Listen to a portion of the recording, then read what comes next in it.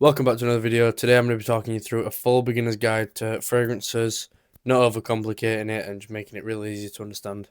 If you're new to fragrances, then this video is going to cover absolutely everything you need to know to start smelling good without overcomplicating anything. I'm not going to be using any confusing terms, no unnecessary details, just everything that you actually need to know. So I'm going to start with the basics. The chances you already know this is actually really high. But what is fragrance? So fragrance is just a term for scented water that you spray on your skin to smell nice, and you're going to hear terms such as EDT, which is eau de toilette, EDP, which is eau de parfum, and those are just different concentrations of the oils that's actually in the fragrance. So up here somewhere, I'm going to insert like a little chart that'll show you the different concentrations and what it means. But basically, eau de toilette is weaker than eau de parfum. So if you are a beginner, you just need to know that EDP lasts longer than EDT.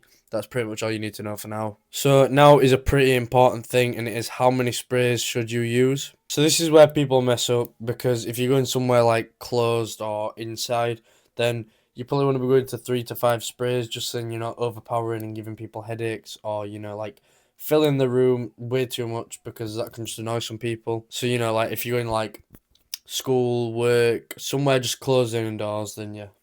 But if you're going out like on a night or to a party, or if it's winter like outside, then you can be going for like anywhere between like 5 to 8 sprays to just keep it heavier, but without being too heavy. Just then you look that little more noticeable, but it's not too much. So a quite big mistake that a lot of beginners make is when you're spraying your fragrance, some people, when they're just getting into it, think, oh, I can't smell it anymore. So then they'll reapply more fragrance, but it's just you can't smell it after a little while because your nose gets used to it. Sorry. And that's called being nose blind. So if you can't smell it anymore, the chances are that someone could even be stood like way over there, but they might still be able to smell you. It's just because your nose has got used to the scent, so you can't smell it as much. So you also may be wondering, where do you actually spray your fragrance? So you want to be spraying in pulse points, because that's where it gives off the heat the most, so it evaporates and it makes your fragrance project a little bit more. So you probably want to be going for like the sides of your neck, the back of your neck, your wrists, and also if you want to be smelled a little bit extra, go for a couple of sprays on your clothes as well, just to make it last a bit longer too.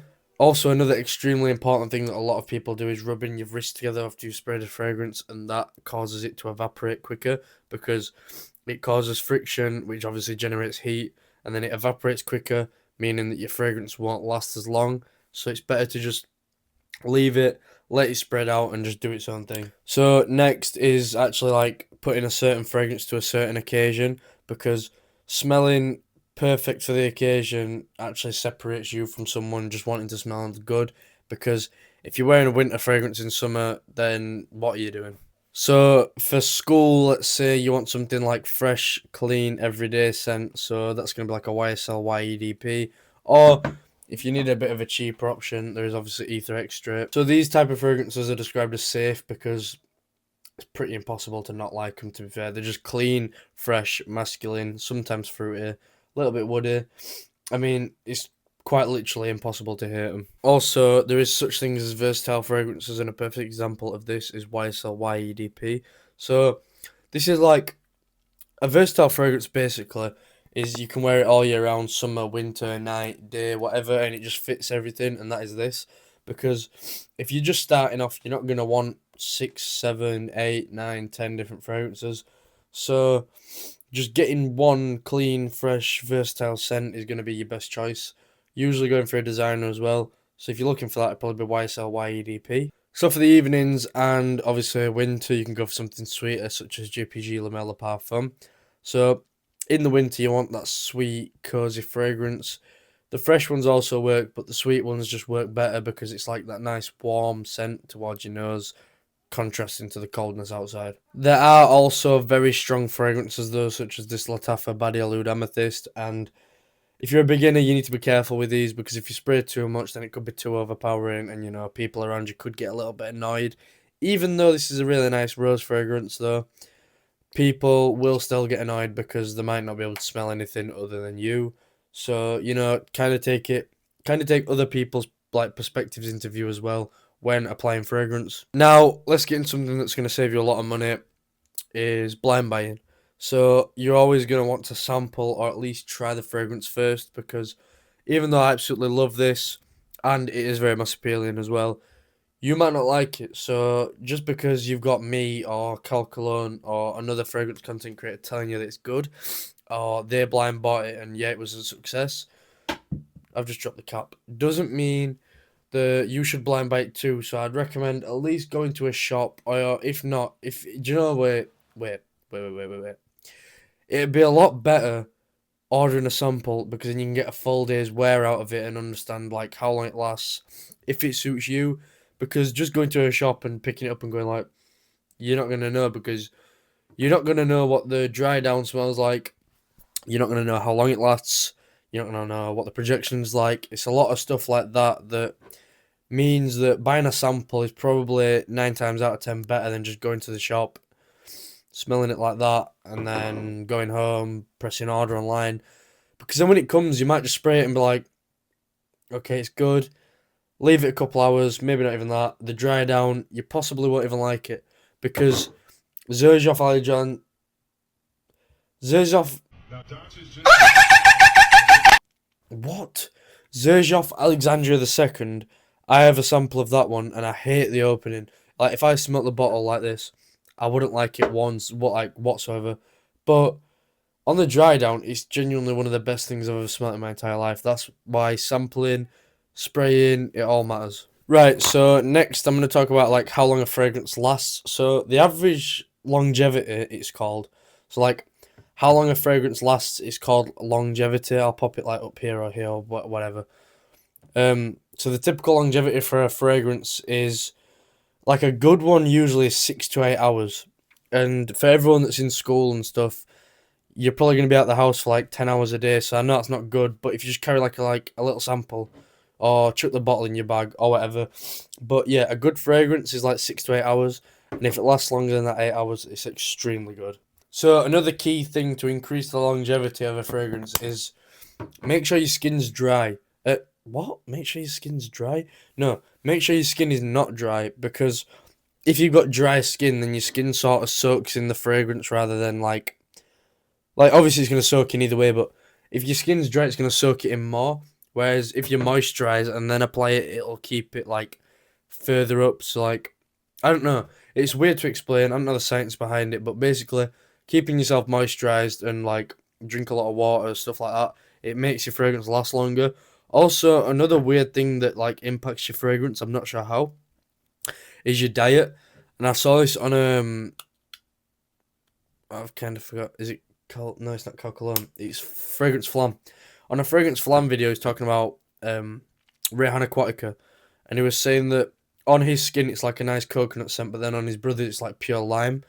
And it was something to do with like what they eat and like the skin chemistry and stuff. And I don't know, it's weird, but yeah, that's another thing that affects your performance. Also, another tip: if you like trying to test the longevity on a fragrance, like see how long it lasts, then maybe don't use your own nose, because you will get nose blind to what you've got on.